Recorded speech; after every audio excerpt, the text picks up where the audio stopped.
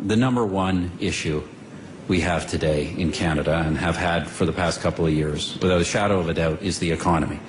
But as I constantly remind Canadians, there isn't really a Canadian economy anymore. It is a global economy. And yes, the Canadian economy, so to speak, is doing better than many other countries. But the general trajectory of the Canadian economy, whether we're on the down or downhill as we were last year, or whether we're on the rebound as we are this year, is fundamentally determined by the state of the global economy.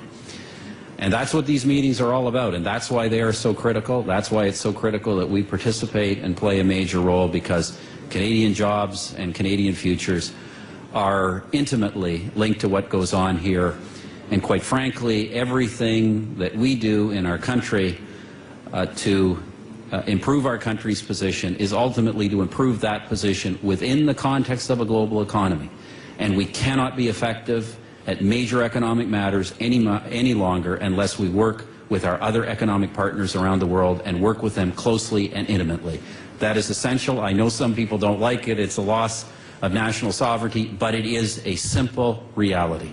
It is a simple reality that we are in a global economy. The global economy is determining where we're headed and will determine our future, and we have to play our part in these forums to make sure that our interests are protected and advanced.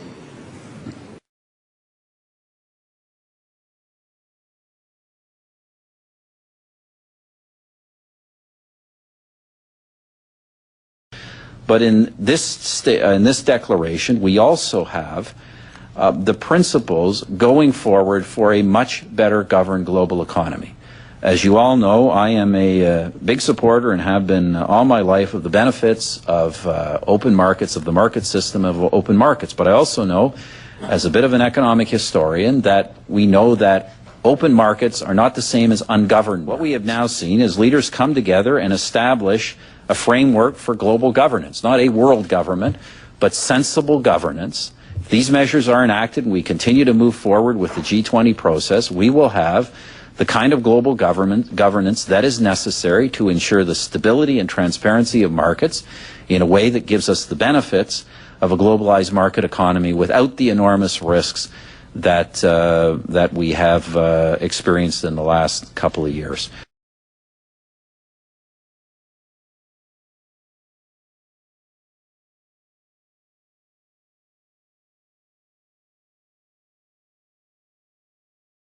You're seeing more and more countries around the table think globally, not just think narrowly about how everything affects their national interests, but understanding that first and foremost we are all affected by the state of the global economy. So if we think only about our national interests, we're not actually going to fix our problems. So I think more and more leaders are, and particularly those of the major countries, and countries like the United States, China and others, are thinking more and more systemically, and that's what we need. David Lugren, Reuters.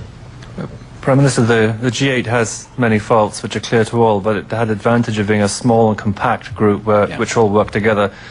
Canada's now a member of a much larger, more rambunctious group that's kind of finding its feet. Doesn't that kind of suggest that there's a risk that Canada's voice is going to be diluted? How do you fight that? Well, I wouldn't want to get into any detail about what we're going to continue and what we aren't, because those details haven't been worked out. And that one question you asked is something I think that some thought is going to have to go into.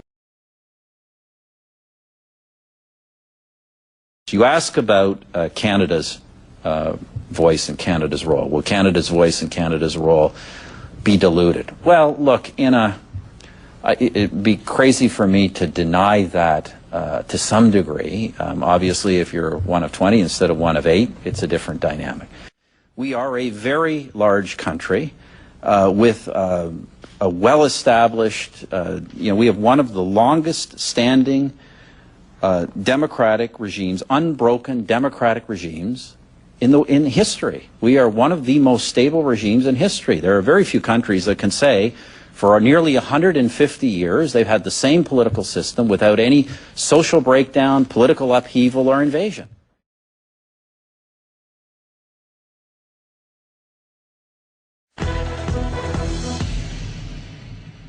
Well, the interview itself is unprecedented, but what he said is even more astounding. The head of Canada's Security and Intelligence Service has divulged some shocking information to CBC News, revealing details about foreign government espionage right here on Canadian soil involving Canadian politicians. Richard Fadden made it clear CSIS is now keeping an eye on those politicians. It all came out during the extraordinary access CSIS gave to our former senior correspondent, Brian Stewart. Canada's Security Intelligence Service rarely talks publicly. When it does, people listen. In an exclusive interview with CBC, the CSIS director Richard Fadden exposed foreign penetration right into Canadian politics. We're in fact a bit worried in a couple of provinces that we have an indication that there's some political figures who have developed quite an attachment to foreign countries. Fadden's most startling revelation: cabinet ministers in 2 unnamed provinces are under control of foreign governments, what are in espionage circles called agents of influence or secret supporters. So, for that matter, are several members of BC municipal governments. A number of countries take the view that if they can develop influence with people relatively early in their careers, they'll follow them through. Before you know it, a country is providing them with money, there's some sort of covert guidance. At least 5 countries are surreptitiously recruiting future political prospects in universities. China the most aggressively, but Middle East countries as well.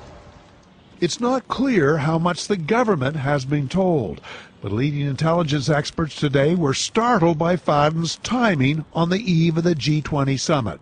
It is possible CSIS feels compelled by a sense of profound national danger.